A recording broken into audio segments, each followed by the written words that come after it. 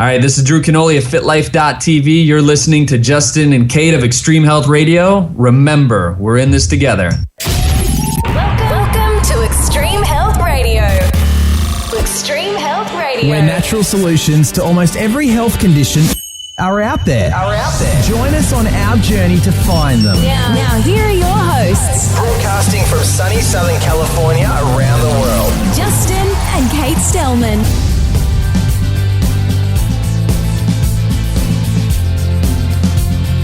Well, thank you everybody for joining us here on another episode of Extreme Health Radio. Kate just had her fruit for breakfast. Nothing like having pineapple stuck in your molar. I love That would drive me crazy. Yeah, you might want to get that out sometime during the show. Okay.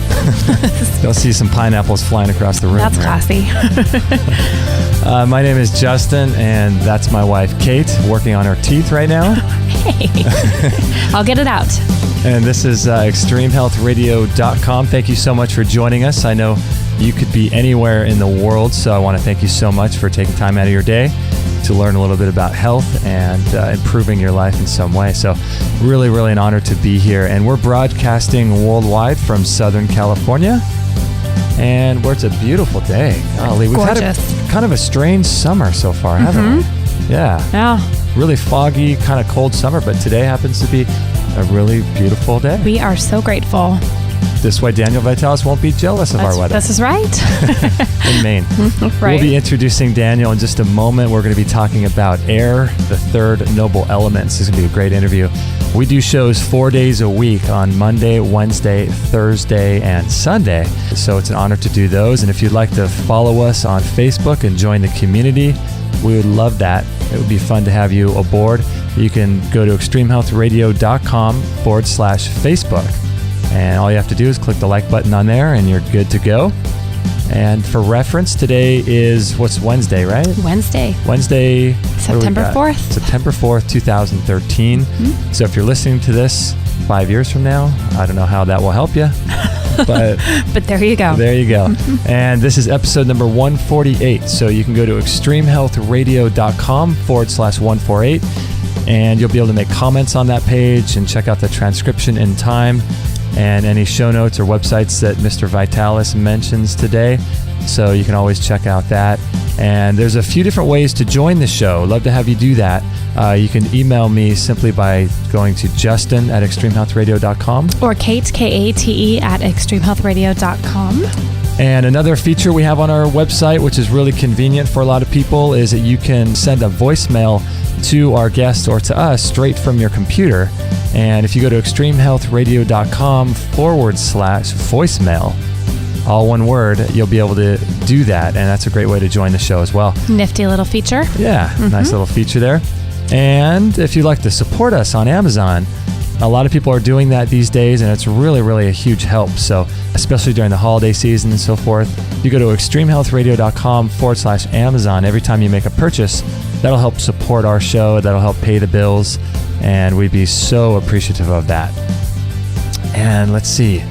What else do we have to cover? Some upcoming show schedule. We've got Billy Blanks Jr. coming up. This is right. I remember, like I said, Billy Blanks, his father from the 90s. I know. You know, doing the tie bow, wasn't it? Yeah, it's the tie bow. Who would have seen us coming, huh?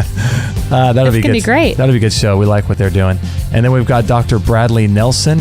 He is the author of the Emotion Code. Mm-hmm. And he's from healerslibrary.com. So that'll be a fun show. He'll be talking about how emotions and energy and all that, how that plays a role in our health and our healing. Interesting dynamic to healing. And he's been on before, so that'll be a good show with Dr. Bradley Nelson. Then we've got Dr. Christopher Shade. And he'll be talking about silver. He's the world's leading guy on silver at Quicksilver Scientific. Not the surf brand. No. Not to be confused. Not to be confused with Kelly Slater, the pro surfer. Anyway, today we have Daniel Vitalis, and his website is danielvitalis.com, and as well as surthrival.com. And we'll post links to those websites on this show page as well. And it's an honor to have him back, and he's back for part 3 of the 4 Noble Elements. So how you doing today, Daniel?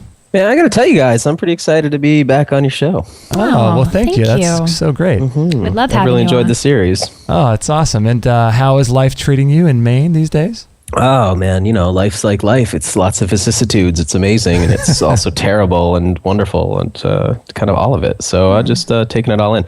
I don't know what I was thinking last night. What do you call a person who's neither an optimist nor a pessimist? But what's the middle ground called? Do we even have a name for that? Ooh. Optimist or pessimist? That's a good question. I've never even thought about that. It's so polarizing, Isn't Yeah. it? Just like everything in our culture, isn't it? Yeah, totally. Republican or Democrat? You have two choices. That's all you get.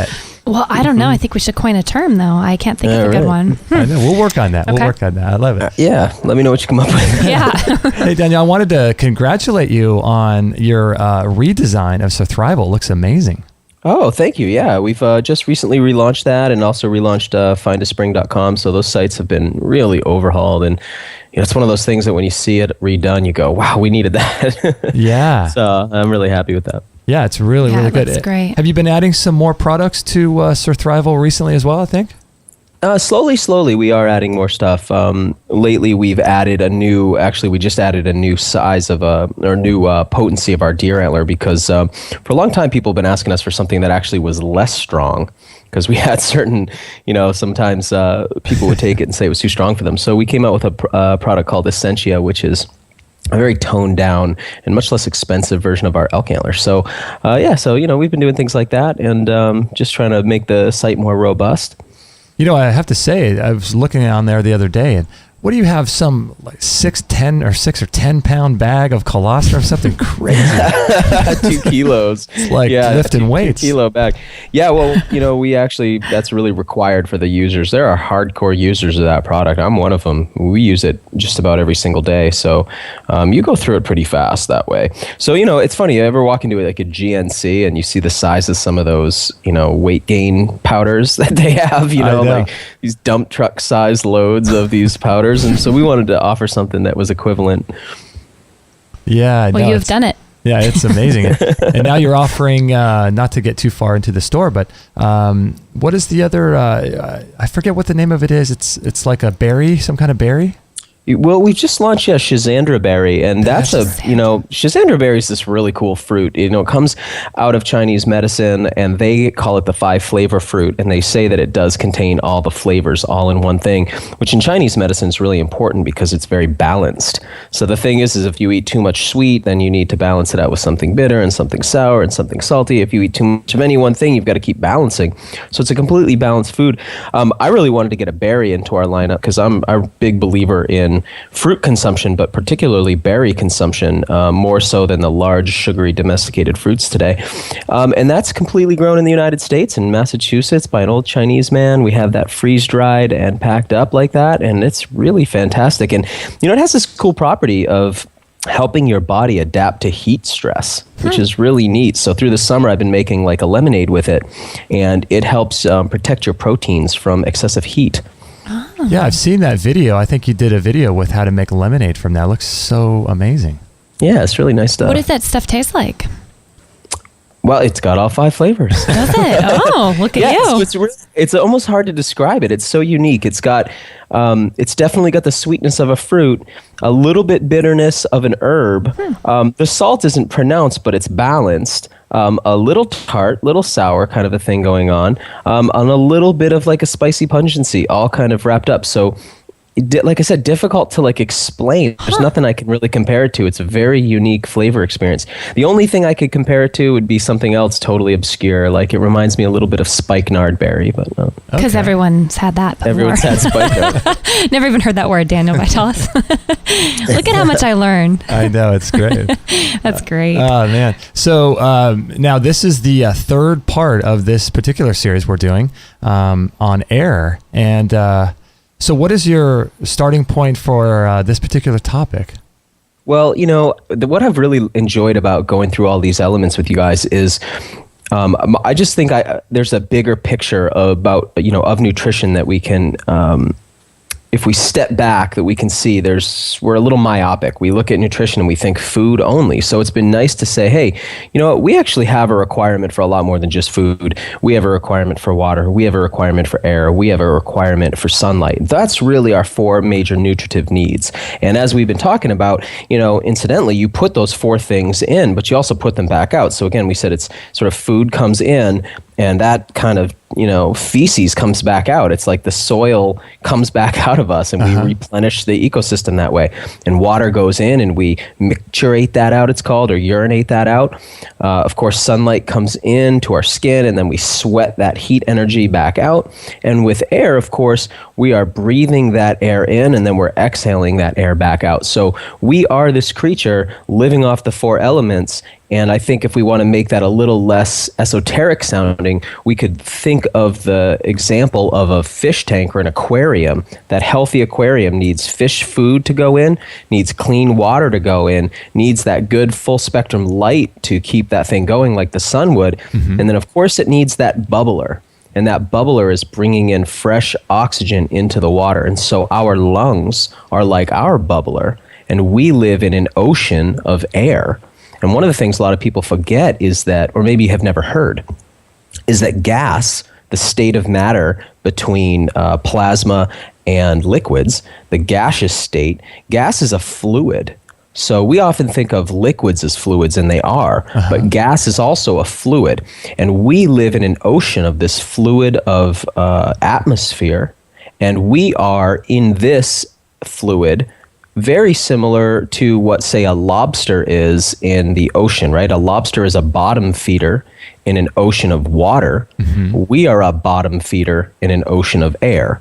So we live underneath, at the very bottom of this massive ocean of air. But trying to describe that to someone is like trying to describe water to a fish. Right. So would the air in that particular analogy, would the air be cleaner as you go higher up? Because if we are a bottom feeder, would that be the case, do you think? Well, I think that, in the past it was. Today, of course, we are dealing with so much pollution in our environment that I don't think that would be fair to say anymore. In the past, though, the idea was that those people who wanted that spiritual enlightenment went to the mountaintops where the air was more rarefied, thinner. But today, I don't know that that's true anymore. I couldn't really answer that in all accuracy because I know that so many toxic chemicals rise up to the ozone layer. So, I don't know if that's true, but I do know that this air that we're under is very heavy, and we are so adapted to it that we don't notice the crushing weight of it. So we think of this air as almost ephemeral, like it has no weight, but it's actually pressing down upon us. And one of the things that happens as we go higher and higher up into the atmosphere, like you just mentioned, is that the air becomes thinner and we lose the ability to breathe. So above, let's say 30,000 feet is sort of where human beings max out our ability to go any higher. We require barometric pressure and oxygen tanks. Right. And so, incidentally, that's about as high as you can go anywhere on the planet anyway. That's Mount Everest. So, we're very adapted to this planet, this beautiful ocean of air. But what I want to say about it is that although it's a very large ocean of air, really, it's actually quite thin, about 5 miles. And so here's the analogy takeaway for the listener. Imagine a globe like you would have in your classroom, or like maybe you have one in your home. At scale, the thickness of our atmosphere is the equivalent of the thickness of the varnish that holds the map onto the globe's surface. Wow. That's how thick our air is. And so in the same way that I think the world is starting to realize, hey, what we do to our water, Fukushima's really brought this home, right? Yeah. What one nation does to the ocean, they do to all nations, because we share this ocean of water. Well, so similarly, we share this ocean of air, but I think it's a more pressing issue because it is really so thin and it's so delicate. Sometimes you'll see these images taken from space, from satellites or from space shuttles, and they'll be just sort of a side angle view of the Earth, and you can actually see the atmosphere as this very thin band of blue, that hugs the Earth. And so we're sharing that ocean of air, and there's not really something you can do to it that doesn't affect everyone. Do you think that any of the pollutants that people are putting out through their cars and through all the toxic chemicals going on with the coal-fired plants and things, do those ever get mitigated, do you think? Do they ever disperse? Yeah, well, they disperse, of course, because it's a fluid. So they move out through that fluid and start to try to equalize themselves. So they diffuse. And then there are ways that those things can be sequestered. And plants sequester that. And that's something we're going to get into in a little bit. But I think, if your question is, can it be cleaned? It can be cleaned. We have the technology to clean it. We just don't have the, focus as a species yet to do it. But, I think that'll happen, or we'll reach our demise, one or the other. We have both options. But we will, we do have the ability to pull some of that stuff out and actually clean it. And the earth is designed to clean things up quite a bit, although we obviously have, taken it to a pretty extreme level here with what we've done to our own air. But, another thing I want to mention about air real quickly is that I think all of us know, we need oxygen, and that's why we breathe this air. But I think that people don't often realize that the air that they breathe is 78% nitrogen. So almost, and for us, nitrogen is almost just like a packing material. It's almost like we don't really use the nitrogen that's in air. So we breathe 78% nitrogen in, and then we breathe 78% nitrogen back out when we are respirating or ventilating in our atmosphere. So we don't actually use it. So most of what's in the air for us is not very useful. Now, only 16% of the air we breathe is actually oxygen.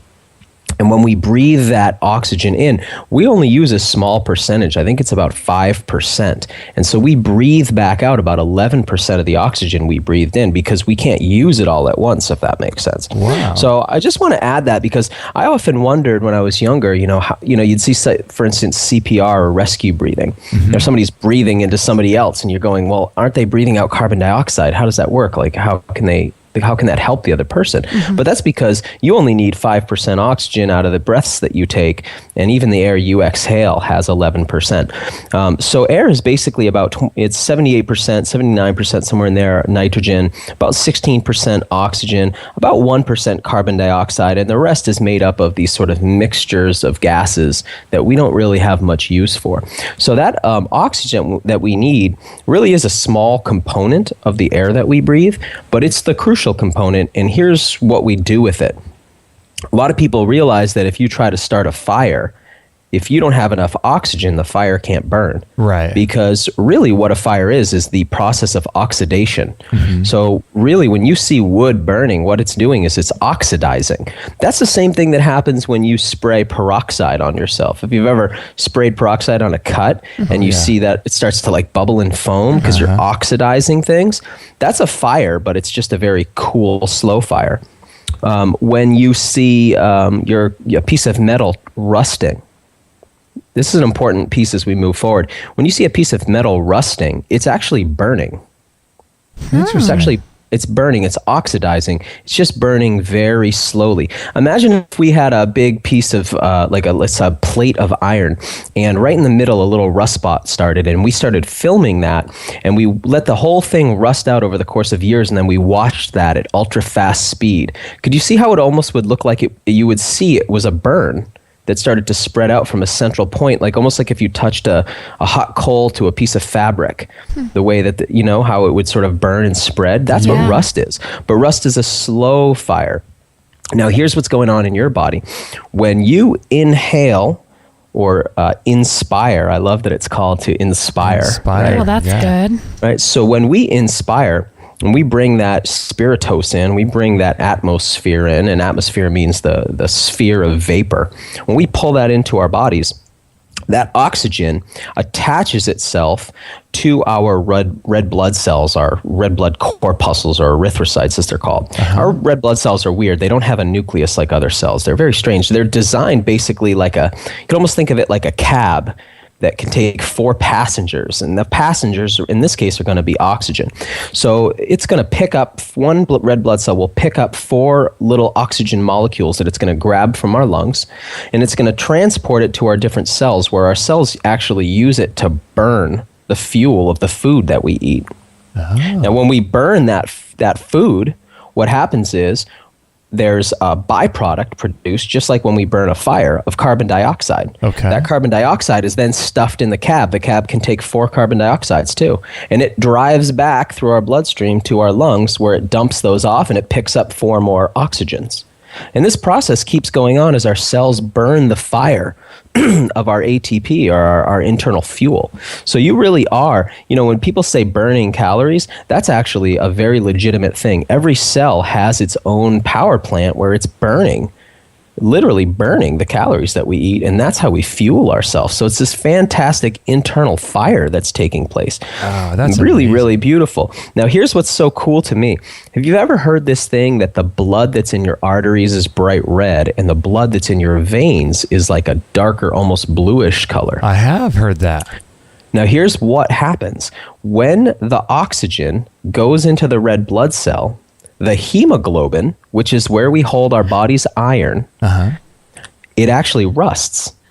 And that's what turns the blood red. Blood is red, because it's rusted.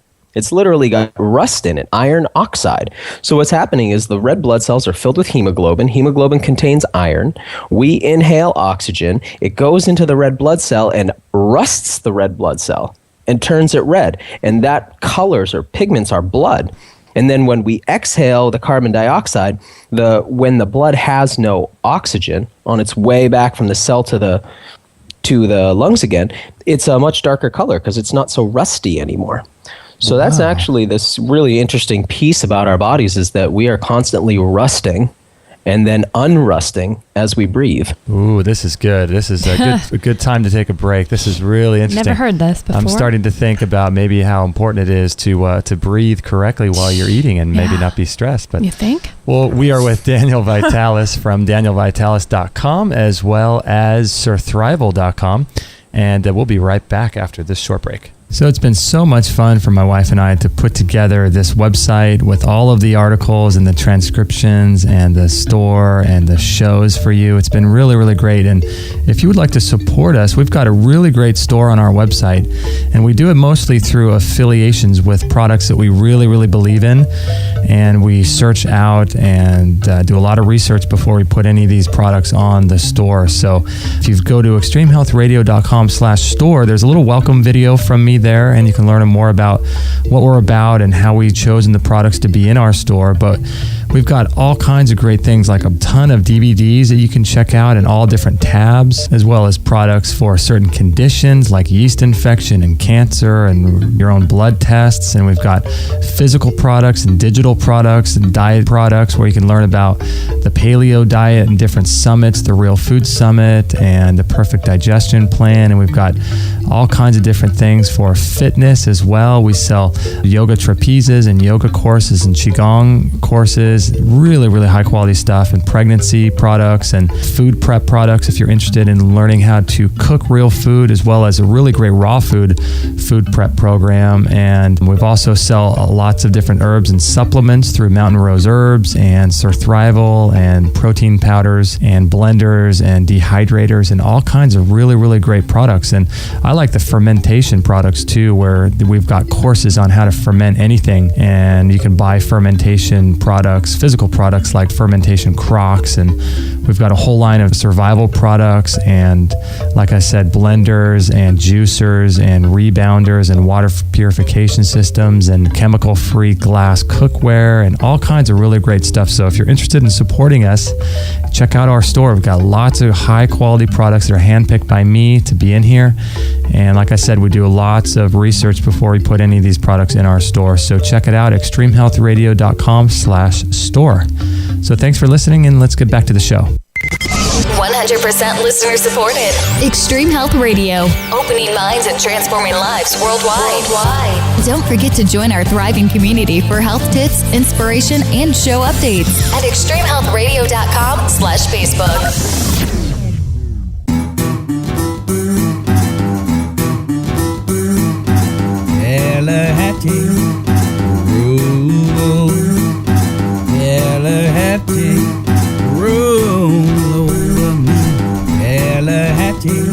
All right, Kate, did you get the pineapple come out of your teeth?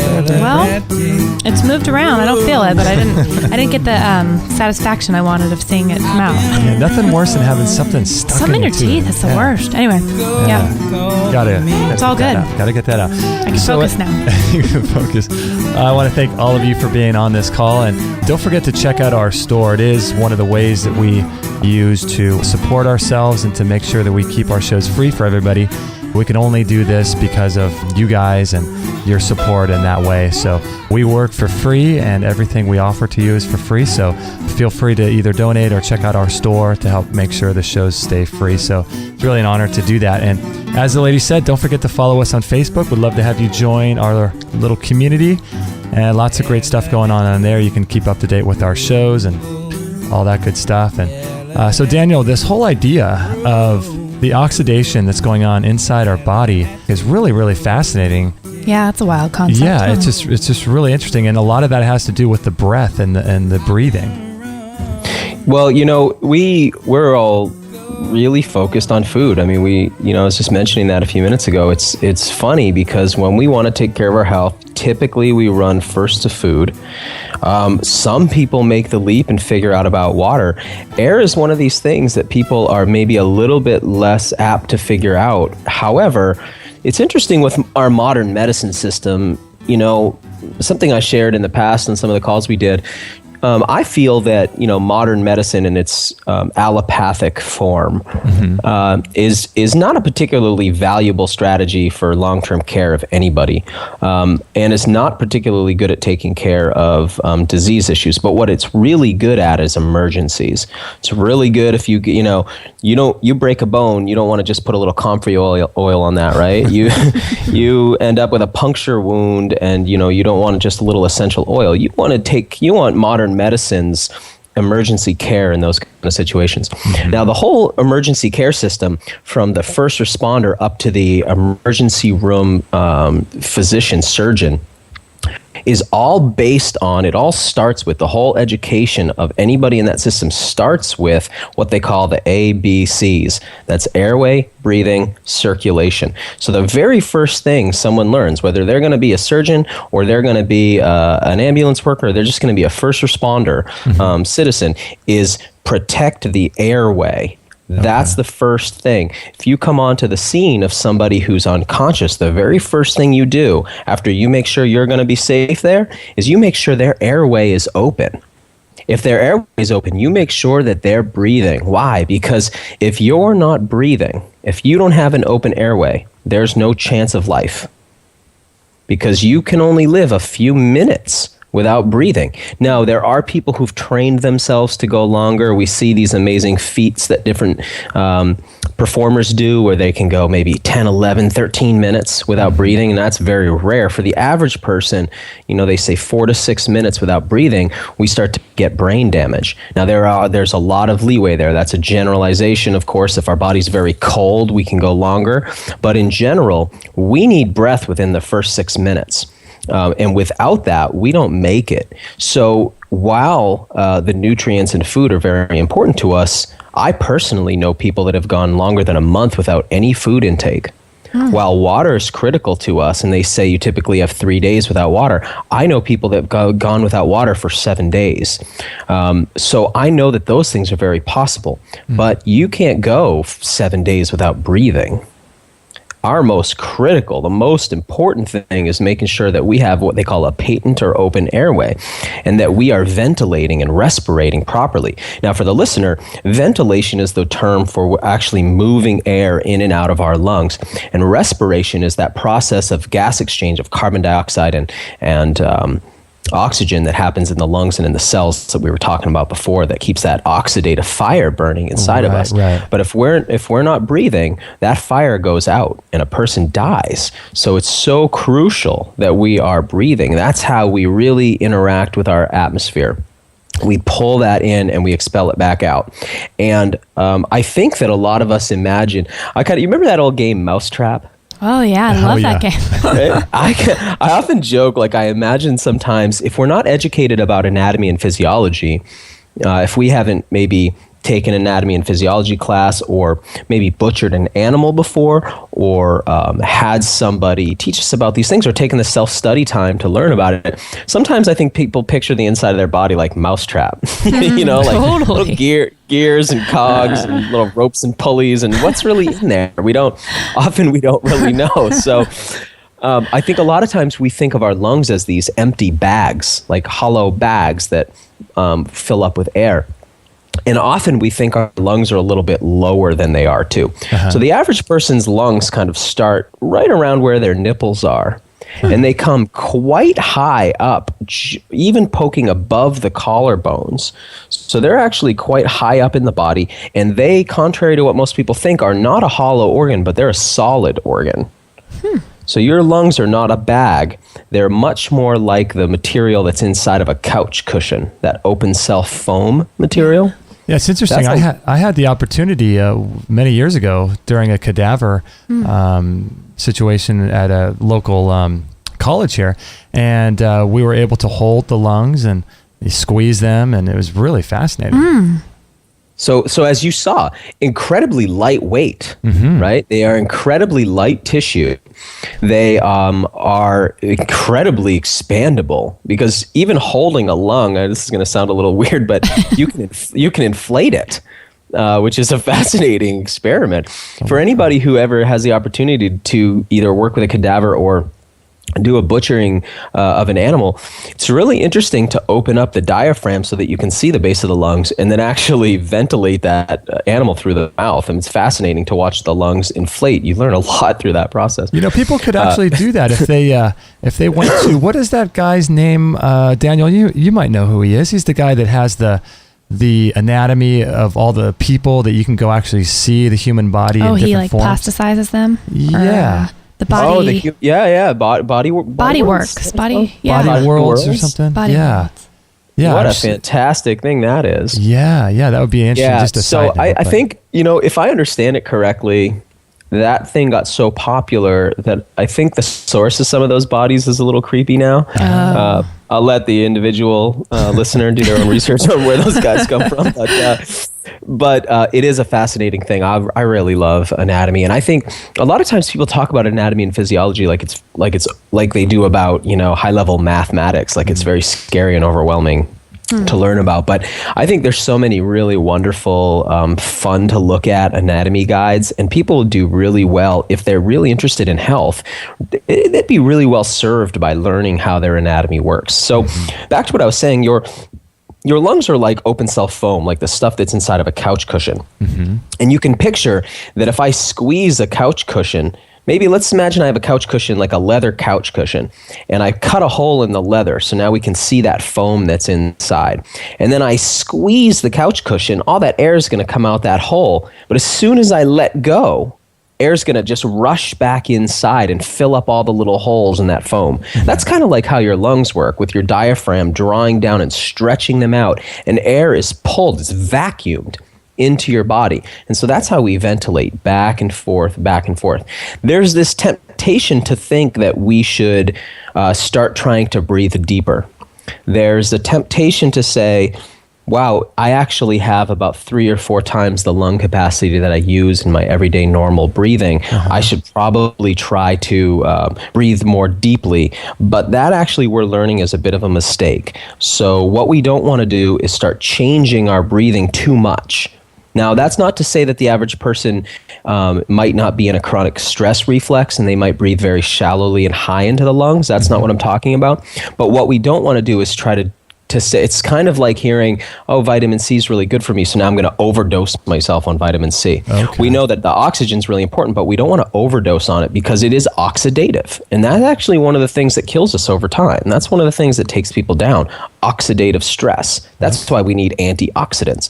So we don't want to overventilate ourselves. We want to make sure, though, that we aren't in a stress reflex. So next time you're in a stressful situation, let's say you are in traffic and you're getting angry. Let's say that you're in a situation at work where the tension is really high. Let's say that there's some kind of emergency taking place.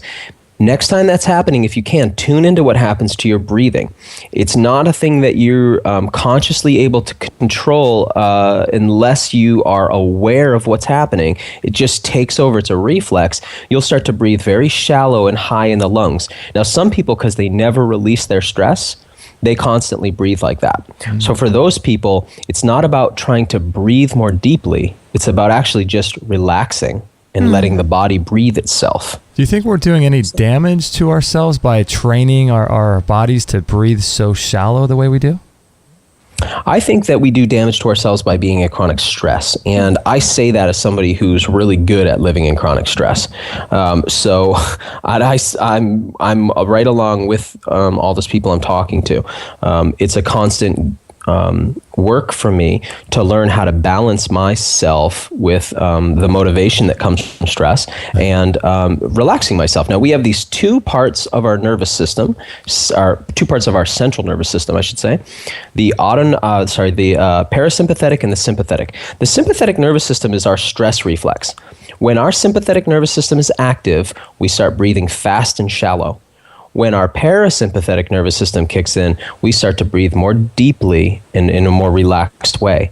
Now, again, what I want to hit at here is the goal is not to breathe more deeply. The goal is to get yourself to relax more, and that will allow you to breathe more deeply. Does that make sense? Okay. Yeah. Rather than forcing ourselves to do it. Now, here's why I'm suggesting this.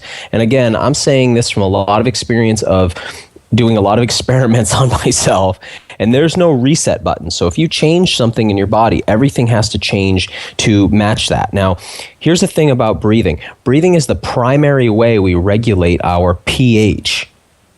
I want to say that again because this is so crucial for people to understand. You know, we think like we hear in the nutrition world, like, oh, I need to eat more alkaline food, or I should drink alkaline water, or I shouldn't eat that, it's very acidic. Your body regulates pH through your breathing. That's how this works. So that's it's not through your food. That's the number one way. That is the critical, crucial, most important way. And I'm going to explain that in a way that's so obvious in just a second. But I want to point out that, for instance, we often hear that meat is very acidic. But then if we really look at it, we see that there were people like the Inuit who ate, let's say 95% of their calories from meat and blubber, and they weren't over acidic. They were very balanced. And we see that people can go the other extreme and eat all alkaline. How does this work? Why can we have all this range? Well, because our pH is actually regulated through breathing. So we've been talking about carbon dioxide. That is the exhaust that comes out of the fire that our cells are burning. Carbon dioxide, when it's dissolved in a fluid, we call it carbonic acid. It's very acidic. When you hold your breath, and you start to feel that you need to breathe. For instance, if you held your breath right now, and let's say 30 seconds in, you start to get that urge to breathe. And a minute in, you're getting that, like, you're starting to shake almost, like you just got to take a breath. Yeah. Right? What is that? Because we said before, your body can go 4 to 6 minutes without oxygen before there's any damage. So why after 30 seconds do you need to breathe? Yeah. It's not because you need oxygen. You have sufficient oxygen reserves for that. It's because the carbon dioxide level has gotten too high and your body's rapidly becoming acidic. And you'll go into an acidosis, and that'll cause coma. So you have to exhale, not inhale. That urge is to exhale and blow off carbon dioxide. Wow. So that's a really amazing way to, like you said, alkalinize your body, your blood. Now, here's the thing. What happens if you hyperventilate? So that's where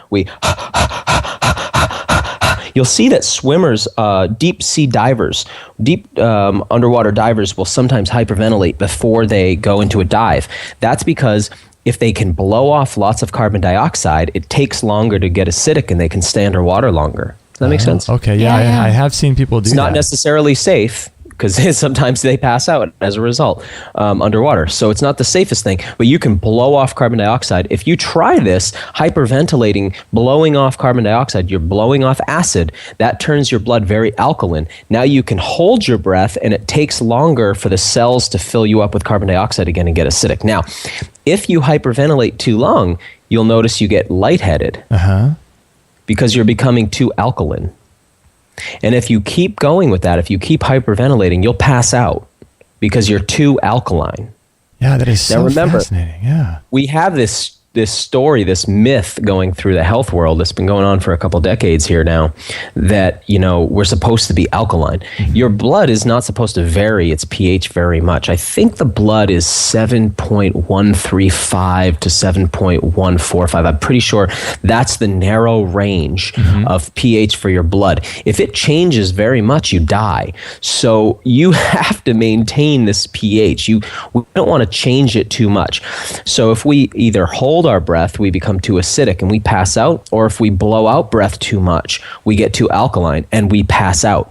So my point is, if we change the way we breathe too much through force, we actually throw the balance of homeostasis off in our body.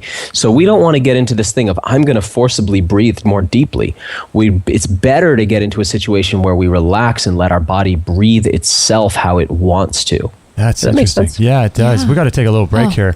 Perfect opportunity for a break, but it reminds me of the breath of fire I think the yogis do, where they do this really, really fast breathing. So we're with Daniel Vitalis, Surthrival.com and DanielVitalis.com, and we'll be right back after this break. It was really cool. A while back, we had Deborah Lynn Dad on our show, and that was episode number 45.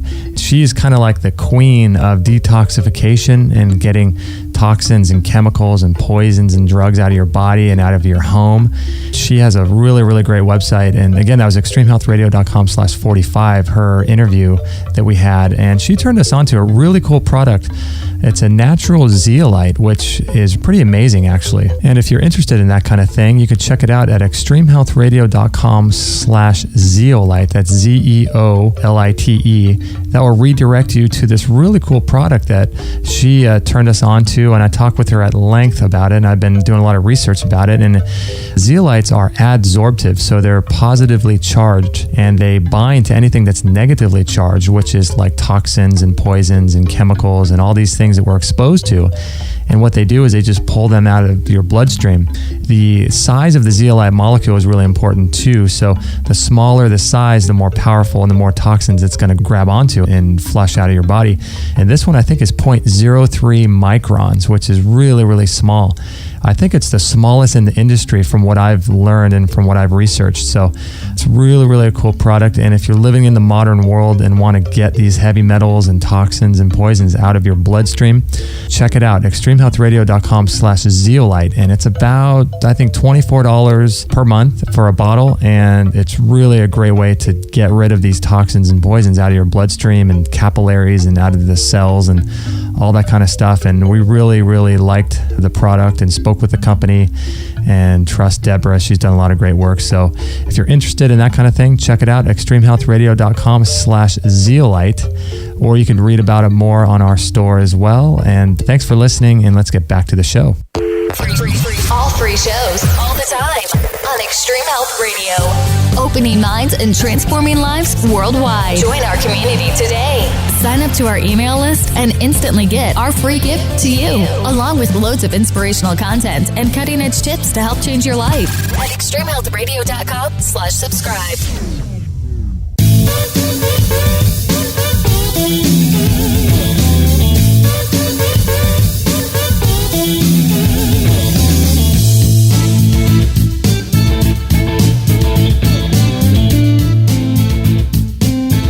We're having a great time here with Daniel Vitalis from DanielVitalis.com as well as Surthrival.com. And if you have any questions about this show or what he's talking about, you can just go to extremehealthradio.com/148 and you can make your comments at the bottom of that page. And don't forget to check out that zeolite too. I know Daniel's talked a lot about that in previous videos that he's done, but zeolite's a really great way to detoxify heavy metals and things like that. And we love ours. We take it every single day. And it's a great product. And as the lady said, don't forget to sign up to our newsletter list too. We'd love to have you aboard there. We give you a great free ebook, Lessons from the Miracle Doctor. So check that out. And so Daniel, before the break, we were talking about how the oxidative process happens and the acid alkaline thing happens when you're breathing. And Kate was saying during the break about breathing into bags, right? When you hyperventilate. When you hyperventilate. It's so funny as a kid, you always think, you hear all these things, about, oh, you breathe into a bag and you watch people do it. You might even experience yourself. We never ask why. It's like the science behind this stuff. Yeah. as you get older. It's just fascinating to me, and you actually start to think with your brain, and it all kind of puts the puzzle pieces together, doesn't it? When I think about anatomy and physiology, I'm so humbled, and there's I personally see the hand of intelligent design there, and I just don't know how people buy into a story of that, that you're the product of a random explosion and chance event. The complexity of the systems that make up our body is so divine. I just personally just can't imagine what it's like to live in a world where I think that I'm a random accident. I love this idea there's a scripture that says that you're fearfully and wonderfully made. Yeah. I really like that idea. So yeah, we've been talking about all of this. Yeah, and Kate, just to validate what you're saying, that currently we're taught not to let people breathe into bags anymore, but the effect was that you were causing them to re-inhale their own carbon dioxide, and so you were increasing the carbon dioxide level. Okay, so when does this become practical? So we talked about all this stuff. What do we do? And I think the listener's probably ready for some health tips now, and how we can start to improve the air around us. We've talked about how crucial this breathing process is. What is it that we can do in our homes, especially in our person? We've talked about on some of the previous calls, your home is your habitat. We live in a human zoo. We're domesticated humans, and it's sort of something between a factory farm and a zoo for people. And your home is your habitat. That is literally your zoo cage. So you get to set that habitat up how you want to. You can make it a kind of paradise for yourself, or you can make it a very destructive place for yourself. And that's really your choice. And we often forget that the space inside our home is not empty space, but that it's filled with a gas or a group of gases that we talked about before. It's full of that nitrogen, that oxygen, that carbon dioxide. And it's our duty to keep that air really clean that's in our house. So I'm going to give you guys a few strategies for how you can do that and produce really good quality air inside your home. Okay. What are the things that accumulate in our air? Let's talk about that first so we know what we need to take care of. One of the issues in the air in our homes, and by the way, the air in your home is more polluted than the air outside. I don't care where you live. So it doesn't matter if you're in Hong Kong, LA, San Juan, anywhere not known for the best air ever. Even though the air outside is polluted and smoggy, the air inside your house is more polluted.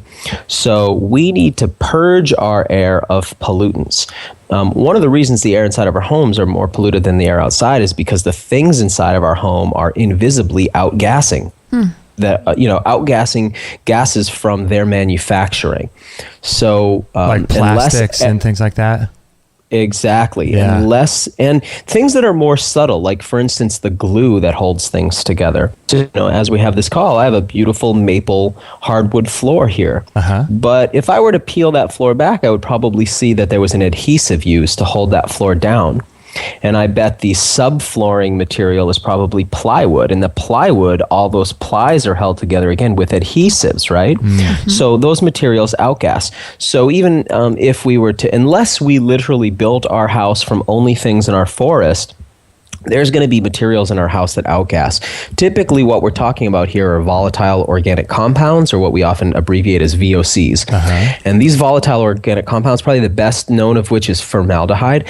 These things accumulate in our home environment. And because our houses are so well sealed up and insulated now to conserve energy, that means that we insulate and hold inside these gases. So we need some way to get them out. First and foremost, we've got to open windows and doors. Okay. We've got to. So the more we open ourselves up to the outside environment and allow air exchange in our house, ideally what we want is a cross breeze so that we have air coming in one side of the house and going out the other side.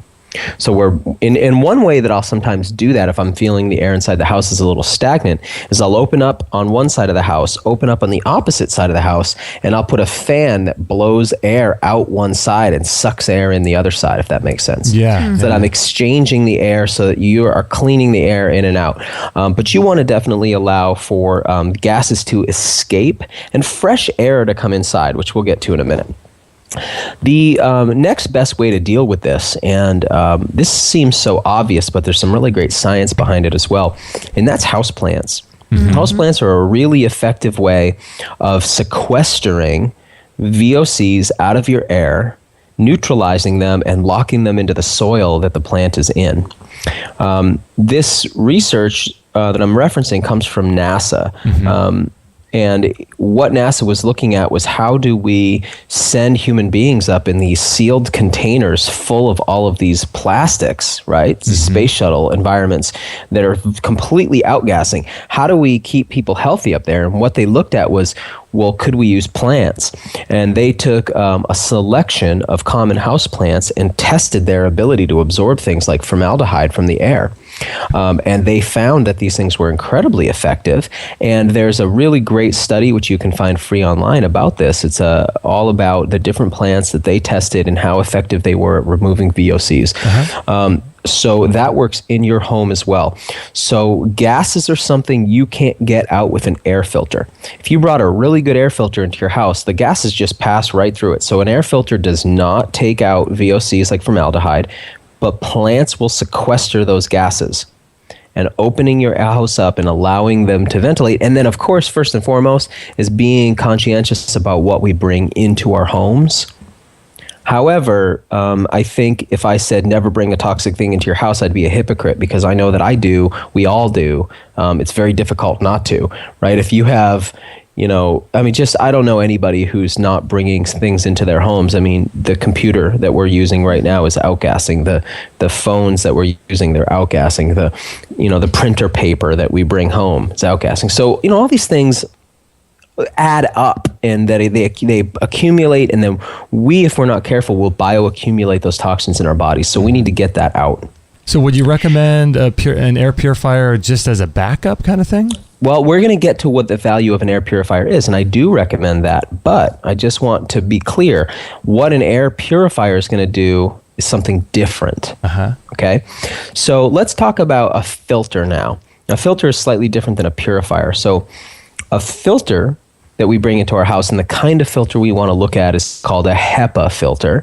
And if anybody's ever wondered what HEPA stands for, it stands for High Efficiency Particulate Air Filter. Now, particulate because it takes particles. Now, particles are like basically little chunks of things, like dust. Now, dust is not a gas, right? Dust is a little particle that's thrown up and suspended in the air because of its electrical charge. And on the break, you were talking about zeolites, and you were talking about how they were adsorptive. And you were talking about how, and basically the way that works, as you know, is that the zeolite is negatively charged, essentially, and the toxin is positively charged.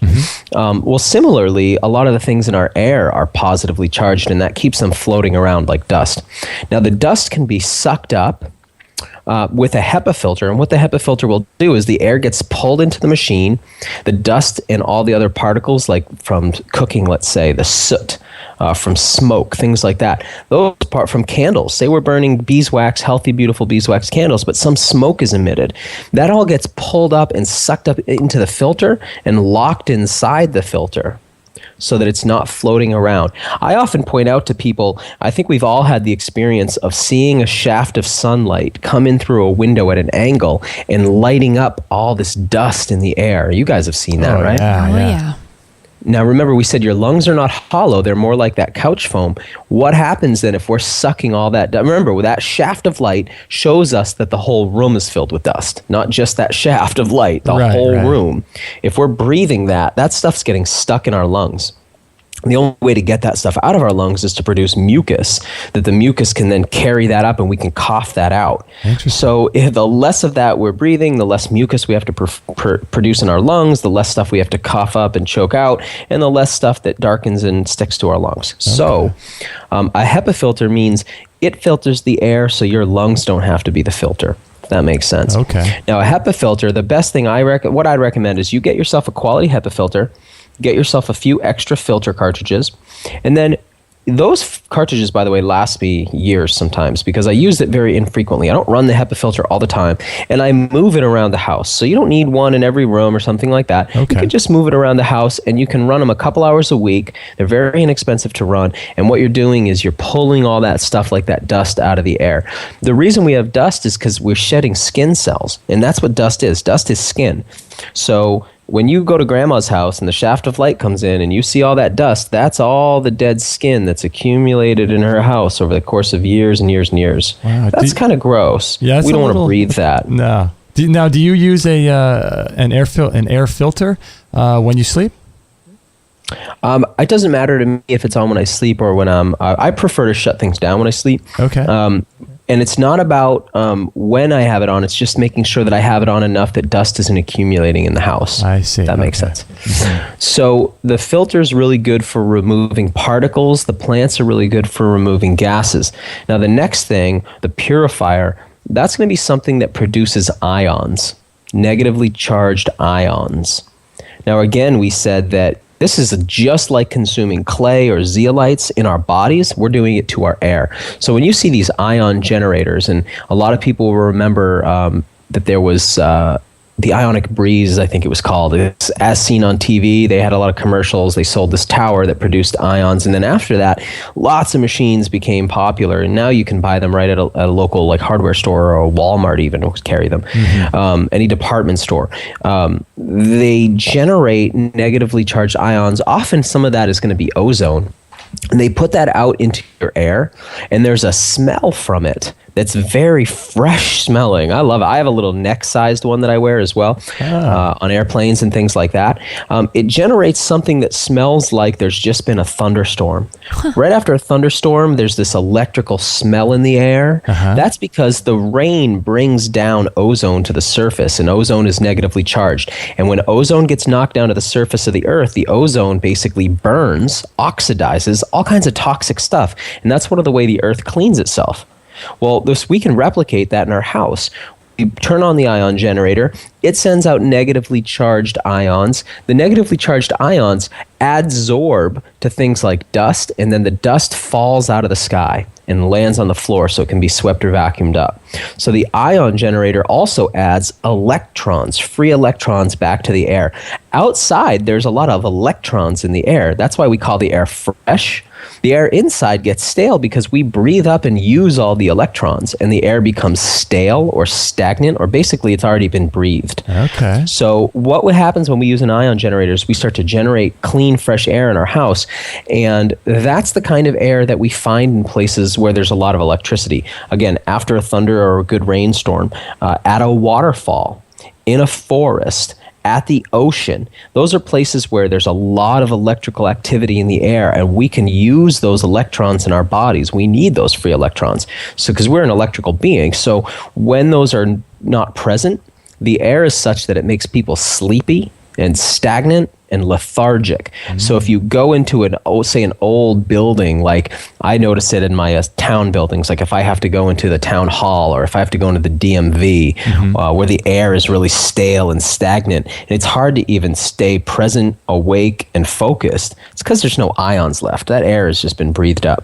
So we want to create that fresh air in our house like that. So now we're talking about a multi-pronged strategy: plants, filters, ion generators, and here's the final piece: monitoring the humidity in your house. You can get yourself a cheap little humidity gauge if you want, so that you can see it numerically, or you can just feel it. In the wintertime, if you're breathing air and it's making your nose bleed and it's making your nose dry out, you need more humidity. And you can do that by boiling water, by putting maybe a wet cloth on a heater somewhere, and just putting a spray bottle and misting the air and increasing the humidity. Or if you're in a place where it's so humid you're getting too much mildew and mold in your house, you need a dehumidifier, and that'll pull moisture out of the air. So we can regulate our air in those 4 ways. I'm just going to go through them one more time. Yes. That is houseplants and open windows. That's filtration. that's ion generation, and that's monitoring humidity. And if you have control of those 4 things, you control the atmosphere in your personal habitat, and that's going to make your body want to breathe more because that air is going to be very nourishing to you. Interesting. So I know the listeners are going to be hearing this right now wondering, okay, what brands does Daniel recommend? Where can we get this kind of stuff? And I know there's a lot of options out there. Are you at liberty to talk about any of the things that you like? I'm at liberty to talk about anything I like, but I'll just say this. I don't have any particular brands that I'm actually slavish to on this. I've seen stuff that's very expensive where all these things are kind of combined into one, and I've seen really cheap, inexpensive units too. Right now, I don't have a particular brand. I'm just sort of testing different things. So I don't have anything I really want to recommend. I'll say this. I've really liked the Heaven Fresh units. I've used those a bunch for generating ions, and they do have some HEPA filter units. So yeah, I'll say I like that brand because I've used it. Okay. But there's a lot to choose from, and I don't have one that I particularly love more than another. But like I said, you can buy these very inexpensively at a local department store, or you can shop online and find very high-end units. There's a lot out there. They all basically do a very simple thing. Or, they pull out particles, they add ions. So what we want to be conscientious of is there's a difference between an ion generator and an ozone generator. Okay. Right. Ozone generators, if somebody's, that's high artillery, right? If we're going to use an ozone generator, we need to be careful because we can produce too much ozone, too much of a negative charge, and that will actually start to eat things in your house. So you'll start to notice wires starting to break down, anything like latex starts to degrade because that ozone will start to oxidize things in your house.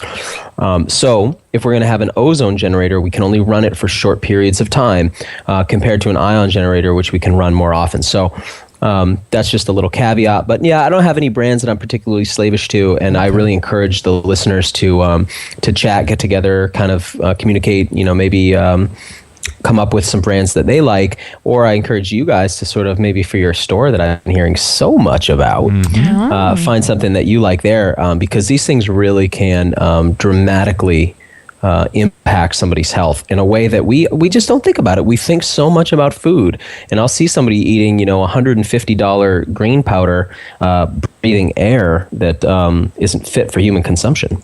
Interesting. And so now, as we're wrapping up, do you have any ideas as far as the plants go, and what kinds of plants and how many they need in each room and that kind of thing?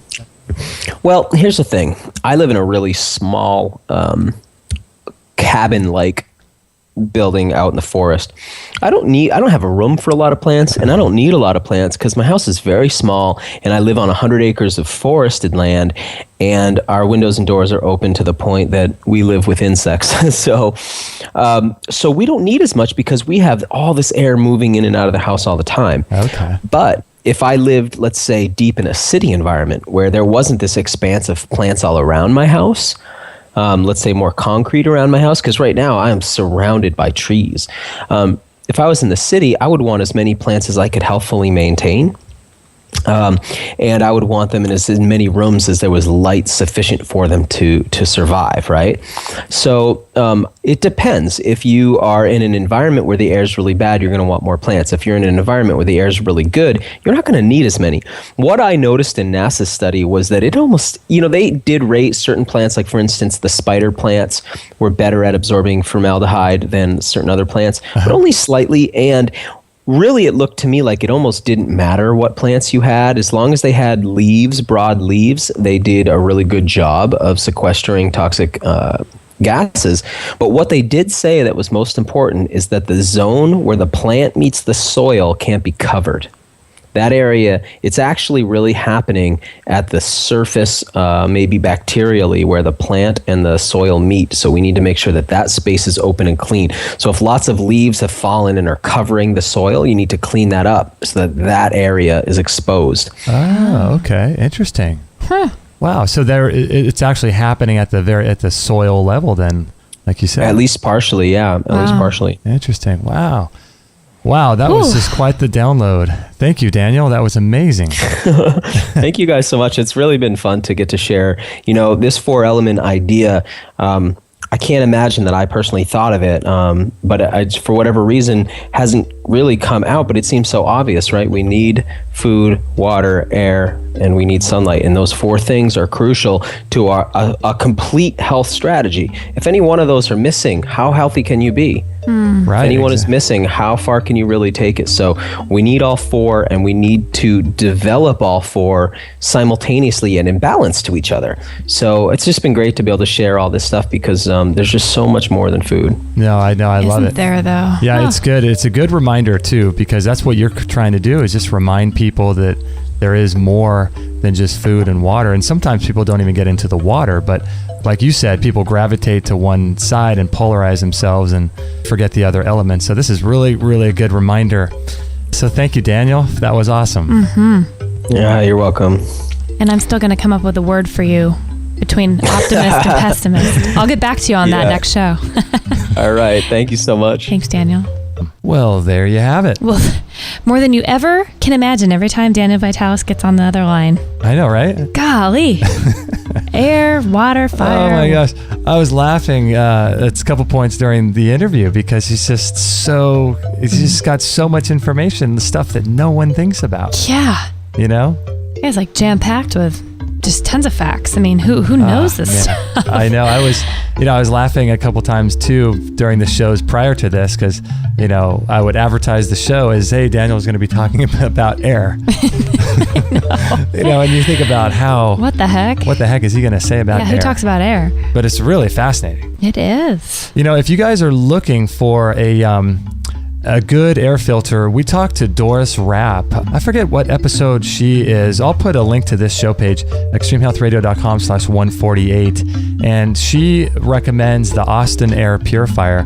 And then so after that, I did some research, looked into the company, called them, talked to them, and really, really looked into it. And I spoke with Deborah off the air for about an hour, asking her about these air filters and how they work and all this kind of stuff. And so right now, we really like the Austin Air Purifier, and you can find that on our store.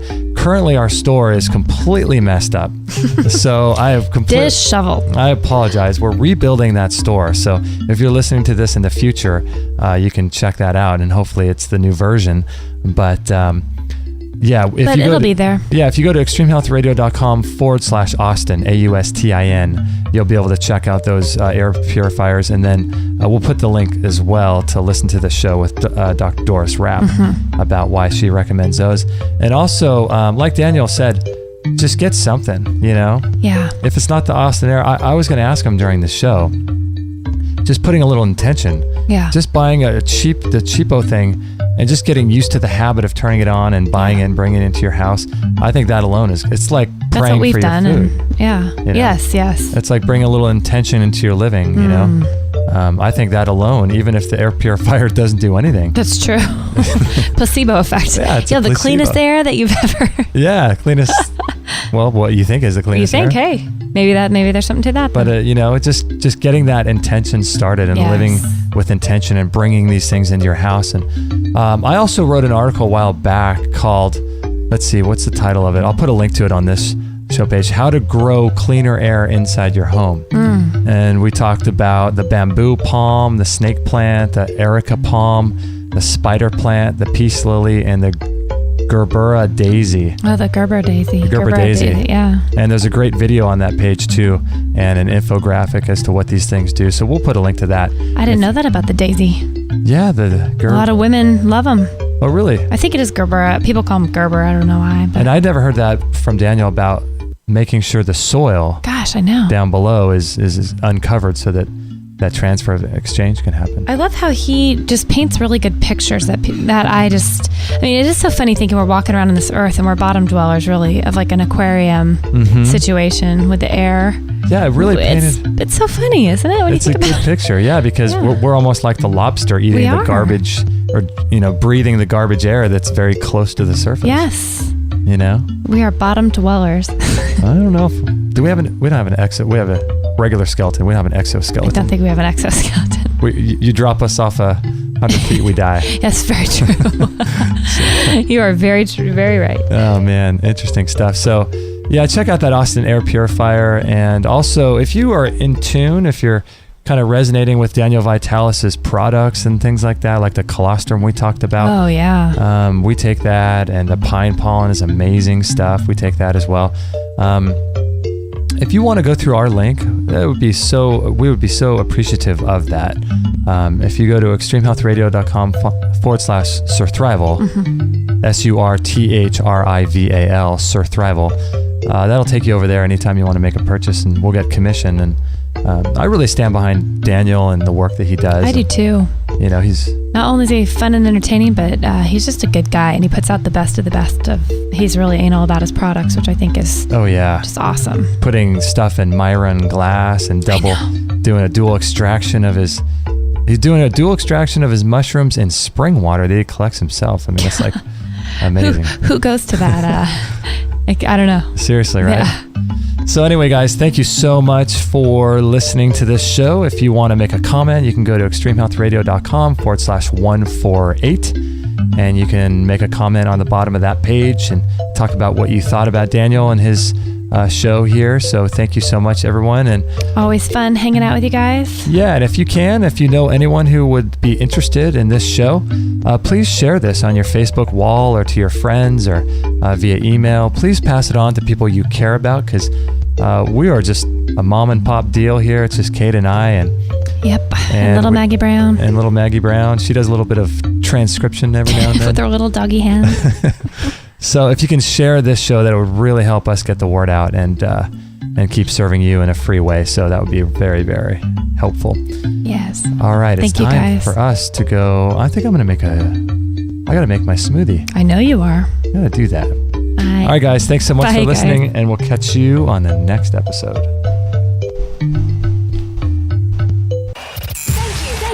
Thank you for listening to this episode. It's time to go for now, but our mission does not end with this show.